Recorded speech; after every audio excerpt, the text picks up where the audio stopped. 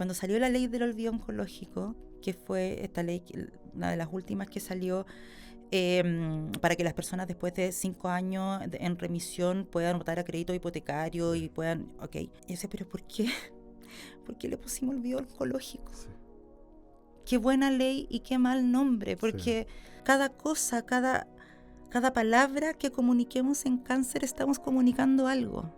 Y lo que estamos tratando de hacer es que el cáncer no se olvide, Claro. que el cáncer se visibilice y que se visibilicen sus problemáticas.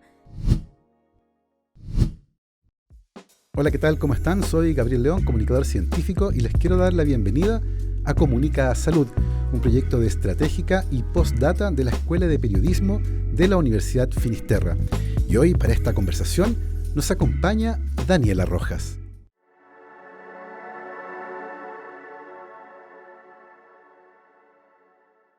Hola Daniela, ¿qué tal? ¿Cómo estás? Bienvenida Hola. a Comunica Salud. Muchas gracias por la invitación. Muchas gracias a ti por tomarte un tiempo para hablar de un tema que yo creo va directo al corazón de las problemáticas vinculadas con el mundo de la salud y la comunicación. Y creo que para comenzar a hablar de este tema sería interesante que tú misma nos contaras qué ha significado para ti seguir el camino de la psicooncología. Tú eres psicooncóloga, llevas más de 20 años de trayectoria en esta área. Cuéntanos un poco qué es la psicooncología y cómo tú llegas a ella. A ver, la psicooncología es una rama de la psicología y podríamos decir de la psicología de la salud que aborda las principales necesidades emocionales y de desafíos de las personas con cáncer en distintos estadios de la enfermedad y distintas etapas del desarrollo, ¿cierto? Desde niños, niñas, adolescentes hasta personas mayores. Y que busca la calidad de vida y el bienestar emocional, considerando las grandes dificultades por las que debe transitar una persona con cáncer y la crisis que significa para una persona ser diagnosticada, no solo en términos de la salud física, que puede ser lo más relevante, sino también de la salud mental, de aspectos psicosociales, de aspectos económicos, que van influyendo en cómo la persona vive su trayectoria de la enfermedad. Y además, bueno, del apoyo a su familia, de también ser muchas veces un puente con los equipos tratantes. Y generalmente se ha definido en torno solo a lo clínico, pero por mis otros intereses yo siempre he tendido a querer sacarlo de solo lo académico y lo clínico, porque me parece súper relevante en términos de comunicación social y bueno, y además en términos de lo que podemos hacer e influir en políticas públicas, por ejemplo. Y en tu caso, ¿cómo llegas a la psicooncología? Llegué, como muchos de mis colegas, por un tema personal. Mi abuela paterna falleció de un cáncer de piel, de un cáncer espinocelular, cuando yo estaba en segundo año de universidad. Y justo paralelamente se abrió un primer curso electivo muy pequeño en la universidad de psicooncología y lo tomé y me enamoré inmediatamente. Y de ahí empecé a buscar. En esa época había muy poco.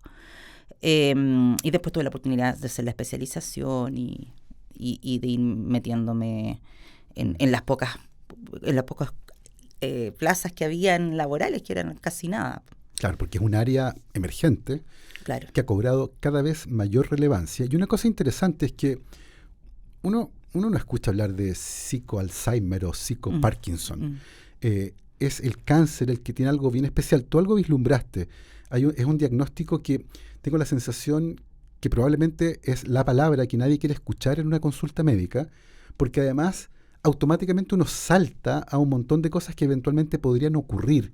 Hay otros diagnósticos tal vez más complejos, pero que no tienen esa carga como del inconsciente colectivo, de saber lo que significa. En ese sentido, ¿cómo esta carga gigante de la palabra afecta a las personas que reciben el diagnóstico? Tremenda. O sea, lo que tú planteabas es una palabra que nadie quiere escuchar, es una palabra que aún susurramos socialmente. Podemos hablar de afecciones cardíacas con peores pronósticos y no lo vamos a decir en voz baja y silente como hablamos del cáncer. Y tiene que ver, un poco hablábamos antes de entrar al aire, ¿cierto? Tiene que ver por una parte, con el riesgo vital que supone, pero también tiene que ver con todas las concepciones que hay alrededor de la enfermedad, ¿no?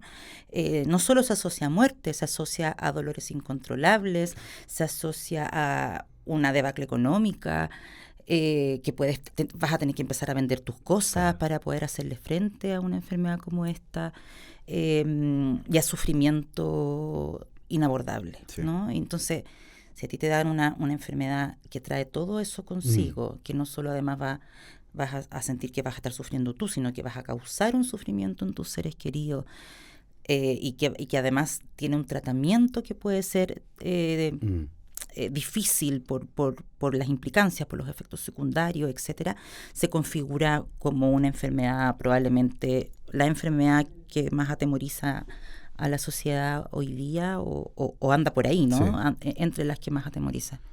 Daniela, tú mencionaste una forma en la que nos referimos al cáncer. Muchas veces se habla de una larga enfermedad. Uh-huh. Se habla de la batalla. Perdió la batalla o le ganó a la batalla. Y comienza a aparecer lentamente una manera de referirse a esta enfermedad en particular. Uh-huh. ¿Por qué crees tú que emerge esta cosa como media bélica, pero también que no se menciona? Como que es la enfermedad que no tiene nombre, no murió luego de una larga enfermedad. ¿Cómo crees que eso empieza a aparecer? Pero lo más importante, ¿qué impacto tiene en el paciente? A ver, yo creo que se configuran, bueno, en estos procesos como sociohistóricos, claro, se configuran distintos momentos y variables y condiciones de posibilidad, ¿sí? Hay algunos antecedentes como en la literatura de que se había hablado cuando ya habían empezado las primeras cirugías, etcétera, o los primeros tratamientos, pero la verdad es que quien catapulta el término y el lenguaje no viene del área de la comunicación, viene del área de la política, que bueno, que también tiene mucho de comunicación, pero de una estrategia política comunicacional de Richard Nixon, que politizaba y militarizaba sus campañas sociales, y él es el que lanza la guerra contra las drogas y la guerra contra el cáncer. Perfecto. Con todo un sentido y un objetivo, la posguerra de Vietnam, aunar a Estados Unidos frente a un enemigo común, y impulsa el War On. Entonces, para impulsar además la investigación en cáncer. Pero esa palabra, esa narrativa cae en un terreno súper fértil, con una sociedad en un momento en que ya venía librando esta batalla, claro, hace varios siglos, ¿cierto?, sin resultados muy prometedores, a pesar de que en ese minuto estábamos en una época en que sí se estaban gestando varios avances. Si a eso le agregamos también el inicio, ¿cierto?, de una sociedad que empieza a enarbolar ciertos valores como la individualidad, la autosuficiencia, el control emocional, la independencia, el ráscate con tus propias uñas, la sociedad del mérito, y de que tú vas a lograr no solo ciertos éxitos económicos, claro, si tú eres lo suficientemente fuerte, sino que hoy día también vas a poder lograr una buena salud, claro, si tú tienes ciertas virtudes asociadas. Perfecto. ¿No? Entonces se empieza a engranar y a enraizar históricamente muy de a poco, y empieza a hacer sentido completamente. Omnipotencia humana, negación de la muerte, negación de la fragilidad, negación de nuestra biología, más todo esto que queremos ser y salir y ser por nosotros mismos. Y se configura esta narrativa que ha acompañado al cáncer más de 50 años. Es tremendo enterarse de este origen, ¿cierto?, de la guerra como algo que nos permite derrotar al narcotráfico o una enfermedad, y como eso rápidamente se convirtió en una suerte de trending mediático. Todo el mundo lo adoptó fácilmente. Como decías tú, cayó en un terreno muy fértil. Pero eso, me imagino, tiene también un impacto en el paciente, porque finalmente, si mueres de cáncer, perdiste. Claro. Perdiste la batalla. Claro. Y como hay una carga individual acá, casi que perdiste por culpa tuya, ¿no? Sí. Sí, no solo perdiste por culpa tuya, sino que te enfermaste por culpa tuya. Porque además se asocia que si tú enfermaste de cáncer es porque gestionaste mal tus emociones, claro, porque tuviste un duelo no elaborado, porque no saliste nunca de una relación en la que debías haber salido más prematuramente, etcétera. Y esto, la teoría se fuerza tanto que a los padres y madres de niños con cáncer le dicen que son ellos los que traspasaron su sufrimiento, su dolor o su odio a sus niños. Y que eso causó la enfermedad de sus hijos, lo cual para mí es violencia pura y dura, ¿no? Pero hasta ahí se extrema el argumento. Hasta ahí se acomoda el argumento, ¿no? Porque cuando uno dice, bueno, ¿y con los niños por qué se enferman? Claro. Bueno, entonces son los padres, ¿sí?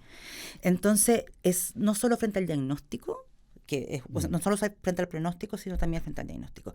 Y cuando las personas ya están enfermas, lo que se les dice, ¿cierto?, es que lo que hablamos, ¿no? Que tienen que luchar, que tienen que pelear, que tienen que pensar positivo, que no pueden tener miedo, no pueden llorar, porque si lloran les van a bajar las defensas y el cáncer se va a ramificar. Entonces las personas empiezan a desarrollar un temor a su mundo interno, empiezan a reprimir el proceso de duelo natural que se desarrolla a propósito de la pérdida de la salud y de las múltiples pérdidas que viven las personas en el contexto del cáncer, generando aislamiento, soledad, poco reconocimiento del sufrimiento, porque hay personas que a mí me dicen, ya, pero es que esto sí es una lucha, porque esto se sufre.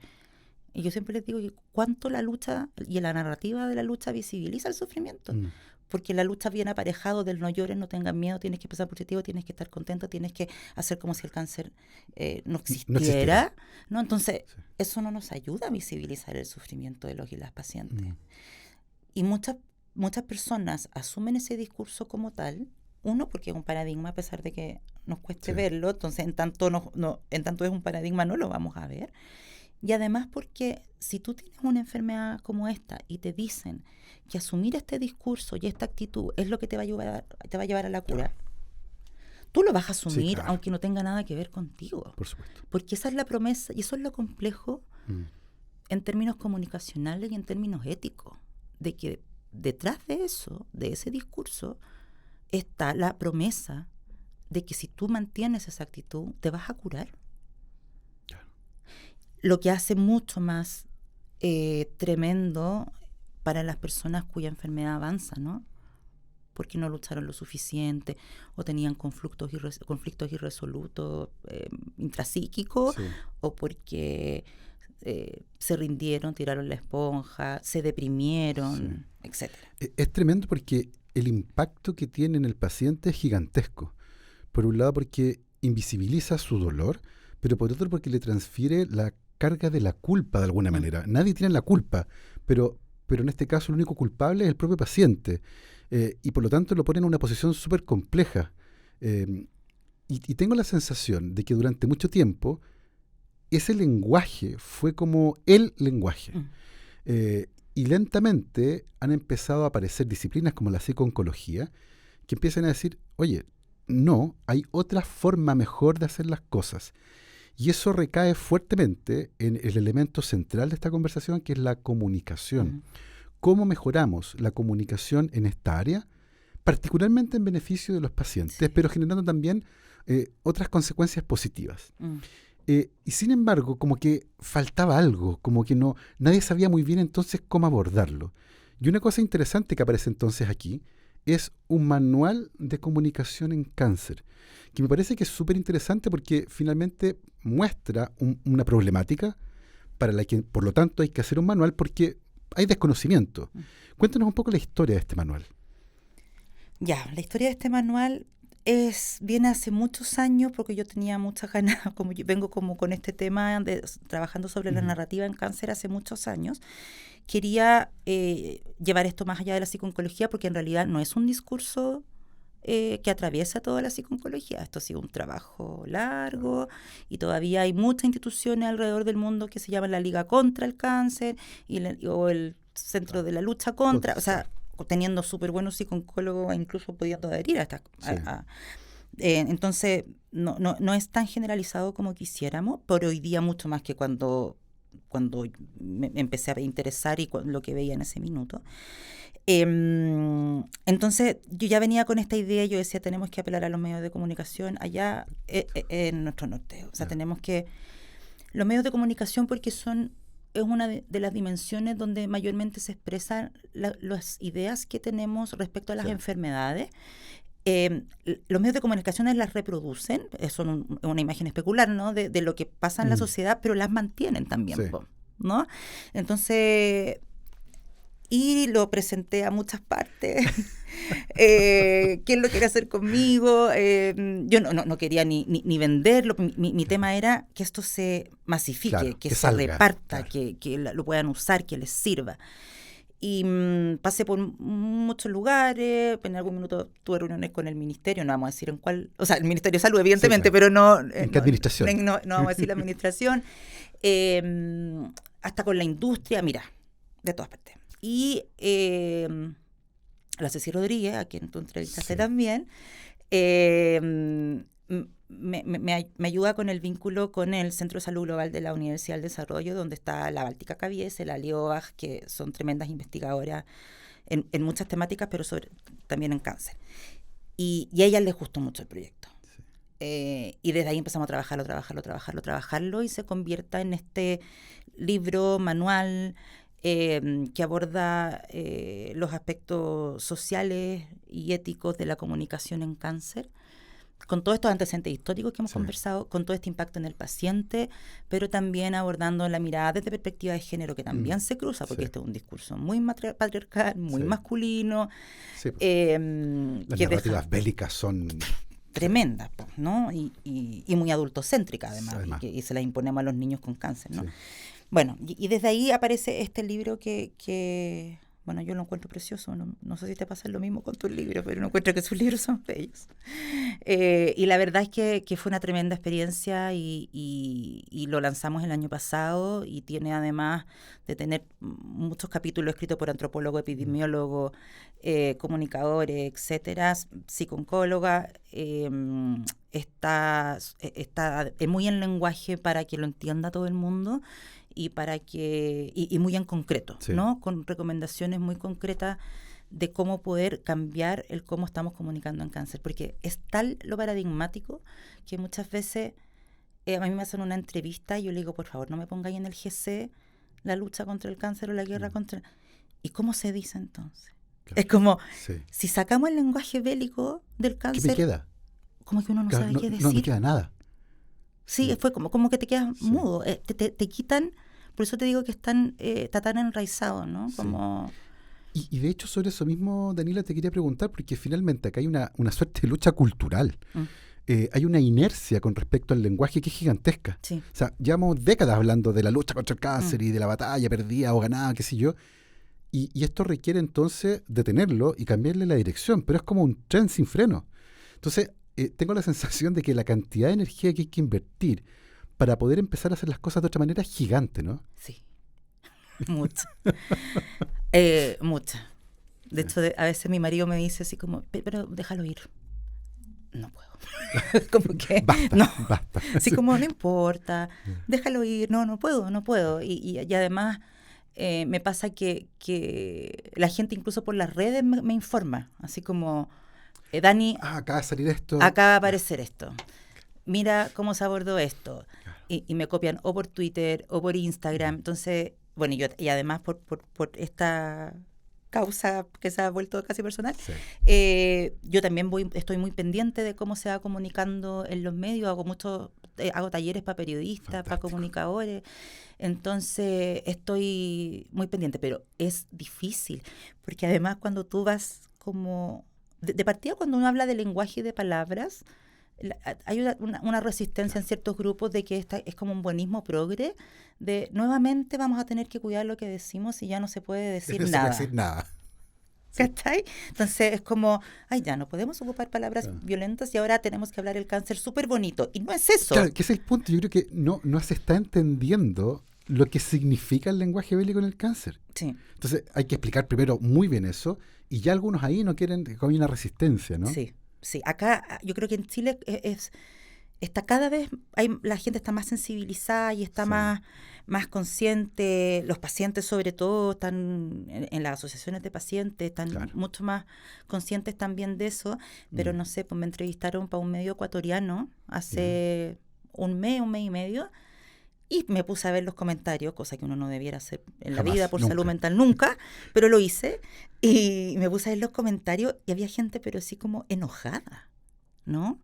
Enrabiada, y además con así como con insulto o cuestionamiento y quién es esta persona que viene a hablar de esto y que solo porque ella lo dice es la verdad. Y como una reacción que tú puedes estar en absolutamente desacuerdo y por supuesto y está todo bien, ¿no? Pero lo que provoca cuando tú quieres cambiar las miradas respecto a cosas que están tan instaladas y asentadas, ¿no? Porque también otra cosa que aparece mucho es como, bueno, pero si el paciente lo quiere ver así, está bien. Si esto no tiene que ver con que vamos paciente por paciente cambiando la visión, a pesar de que yo siempre lo converso porque es el costo que tiene sostenerla. Sino que nosotros como sociedad, ¿cómo vamos a imponer un discurso que viene cargado de mandatos sociales que hace que el paciente viva todo mucho más solo y que nosotros seamos una sociedad mucho más lejana en vez de acompañar con compasión? Sí. Es un desafío gigantesco porque además está la necesidad, por un lado, de ser súper honesto con respecto al pronóstico y por otro lado, tener claro el bienestar del paciente. Lo que nos lleva a otro tema que es bien interesante y es la comunicación médico-paciente. Y tengo la sensación de que ahí hay también una necesidad enorme porque finalmente descansa este tremendo vínculo entre médico-paciente, descansa finalmente en las habilidades individuales. Y hay profesionales de la salud que tienen más tino, se toman más tiempo, son más comprensivos, y otros que son más bien un poco más toscos en ese sentido. Y por lo tanto, el resultado es muy distinto entre distintas duplas médico-paciente.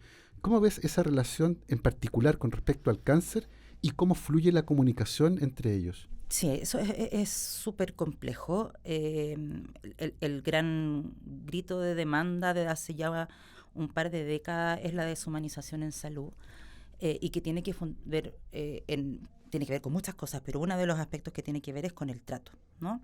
Con la comunicación. Con cuánto respeto hay. Hay respeto a mi persona, a mi privacidad cuando me están haciendo un examen médico, a cómo me es comunicado una noticia sensible, a cómo mi médico o mi médica me pregunta por aspectos que no tienen que ver con mi enfermedad o con mi órgano enfermo, ¿no? Con aspectos de mi vida privada, con aspectos personales, bueno, y para poder tomar también mejores decisiones en salud, ¿no? Y efectivamente hay personas que tienen mayores habilidades y otras que no, pero hoy día sí se sabe que estas habilidades mal llamadas blandas, vamos a ponerle habilidades esenciales, estas habilidades esenciales se entrenan. Por lo tanto, tú puedes entrenarte en empatía y puedes entrenarte en compasión. Por lo tanto, la excusa de que, chuta, yo no vengo con esto de fábrica, puede ser, pero tú puedes entrenarlo. Entonces, así como es tan importante para ti ir a hacer un fellow de la última técnica en radiocirugía, esto debiera ser igualmente importante, el conocimiento técnico y el conocimiento en comunicación. Hay una bioeticista española, la Monse Izquierda, que habla del high-tech y el high-touch, ¿no? La mejor tecnología, pero con la mejor comunicación y el mejor trato. ¿No?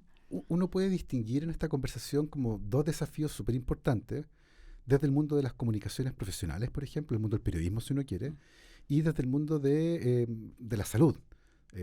La doctora, el doctor, que está con el paciente, que está con la paciente, y son dos desafíos que se ven bien distintos desde afuera, pero ambos tienen que ver con la comunicación. ¿Cómo ves posible que este manual, que implicó mucho trabajo, que justamente aborda estas problemáticas, llegue a estos grupos que son probablemente de los grupos de interés más grandes que hay aquí, ¿no? Sí. ¿Cómo hacerlo llegar? No lo sé. O sea, todo lo que hemos hecho desde ese minuto que hicimos un lanzamiento precioso y todo, y hemos, bueno, generalmente en octubre ahí como que crecen la cantidad de entrevistas por el tema del cáncer de mama, pero primero hay que darse cuenta de que hay una necesidad, y para darse cuenta de que hay una necesidad te tienes que dar cuenta de que no da lo mismo. Claro, no da lo mismo. Como uno hable de una patología que hoy día es el mayor problema de salud pública a nivel mundial, dicho por la Organización Mundial de la Salud, no por mí, y que además va a ir creciendo no solo la cantidad de diagnósticos, sino que también va a ir creciendo la cantidad de pacientes con enfermedad en remisión que tienen una cantidad importante de desafíos sanitarios que tampoco están visibilizados hoy día. Entonces, para que exista la idea de que yo tengo que aprender a hacer esto, tiene que existir también la sensibilidad de poder decir, esto no se comunica como cualquier cosa. Claro. Y esto tiene un impacto, y esto puede generar daño, sí. ¿no? Y ese nivel de conciencia que debieran tener no solo los medios de comunicación, también debiera tener también la autoridad sanitaria, claro, cuando hace una campaña de concientización, que generalmente las hacen las agencias de publicidad y no comunicadores científicos o comunicadores en salud, menos psicólogos particularmente, ¿no? Y ves campañas que hay un uso de recursos importante. Entonces ahí tenemos otro tema con el tema del principio ético de justicia, ¿no? ¿De dónde van esos recursos a campañas que buscan, que con las lógicas del marketing comercial buscan impactar, y luego tú le preguntas a la gente cuál es el mensaje de la campaña? Vaya a saber uno, ¿no? Entonces atraviesa todo, sí. Atraviesa todo. O sea, es tanto así, por ejemplo, yo no tuve una opinión muy popular en ese minuto, pero a propósito de quien estamos en comunicación, que sabemos que todo comunica, ¿cierto? Axioma número 1, cuando salió la ley del olvido oncológico, que fue esta ley, una de las últimas que salió, para que las personas después de 5 años en remisión puedan votar a crédito hipotecario y puedan, yo sé, pero ¿por qué? ¿Por qué le pusimos olvido oncológico? Sí. Qué buena ley y qué mal nombre, porque es que en España le pusieron olvido oncológico. O sea, en España también podrían haberlo hecho mejor, en el fondo, porque cada cosa, cada palabra que comuniquemos en cáncer estamos comunicando algo. Y lo que estamos tratando de hacer es que el cáncer no se olvide, claro, que el cáncer se visibilice y que se visibilicen sus problemáticas. Si el nombre de la ley hubiese dicho de plano, ponte tú, ley antidiscriminación a personas con cáncer, la gente hubiese, están discriminando a las personas, claro, con cáncer. ¿Cómo las discriminan? ¿En qué las discriminan? Entonces, tú en el nombre de la ley hubiese dado información a la gente que no está cercana al tema. Sí. La ley del olvido oncológico la entendemos los que estamos cercanos al cáncer, pero la gente que está y que escucha olvido oncológico mientras escucha la radio, mientras ve la tele, no le va a decir nada. No, lo dice mucho. Incluso puede reforzar la idea de que el cáncer es algo que hay que olvidar. Claro. Y es bueno que no hablemos de él porque se me olvidó. Claro. Mire qué interesante cómo un nombre en este caso omite finalmente información que es relevante, pero una discusión que a todas luces es muy, muy importante para los pacientes, pero también desde el punto de vista de las comunicaciones, como esto se cuenta en la opinión pública, y del personal de salud, de quienes están en contacto directo con los pacientes. Es una problemática bien particular, lo mencionamos al principio, tiene algunos elementos que están vinculados con el cáncer que lo hacen particularmente sensible, pero queda muy claro de lo importante y urgente que es empezar a cambiar lentamente la cultura con respecto al lenguaje. Esta inercia, como romperla y empezar a generar formas nuevas de comunicar. En ese sentido, Daniela, y pensando en el trabajo que has hecho hasta ahora, ¿cómo ves el futuro de esta discusión con respecto a cómo comunicamos en cáncer? Yo estoy esperanzada, fíjate, porque he visto el cambio, ¿no? O sea, yo, no sé, hacía una conferencia de esto hace 15 años y la gente me miró, que el cáncer no es una guerra. ¿Cómo? ¿Cómo que no es una guerra? ¿Y por qué para los pacientes no es bueno que uno le diga que es un guerrero? Si eso es bueno, pues bueno. Claro, porque es guerrero. Claro, porque está esta cosa, además, esta concepción de que frente al sufrimiento uno tiene que dar ánimo al otro y sacarlo desde ese lugar. Sí. No está la concepción de que uno el sufrimiento tiene que acompañarlo. Exactamente, te acompaño en tu sufrimiento y no ese que te tengo que sacar de ahí. No que yo te tengo que dar un consejo y sacarte de ahí para hacer lo que yo creo que es correcto y que te va a poder hacer ver la luz. Y no estamos ahí para sostener conversaciones difíciles, para acompañar ese dolor, para acompañar incluso muchas veces en silencio, ¿no? Pero yo creo que como ha ido cambiando, tengo la idea de que eso sí también puede ir teniendo algunos más que matices, porque hoy día, como te digo, la gente reacciona mucho más cuando se habla en estos términos, lamentablemente, pero hay más personas también con cáncer o que tienen a alguien cercano con cáncer, claro, y empieza a hacerte ruido, ¿no? Empieza a hacerte ruido que que chuta, y mi papá entonces lo hizo pésimo, ¿no? Sí. Y por eso se murió. Claro. Y a lo mejor también fue culpa mía, que no lo insté a luchar más. Claro, sí. Porque a mucha gente le dicen, pero es que a ti te va a ir bien porque eres una persona muy fuerte y muy querida. Claro. ¿Cuál es el mensaje para la gente que fallece? ¿No la quisieron tanto? Claro. O no puso la suficientemente fuerza, o esa persona no quería tanto los que se quedaron y por eso.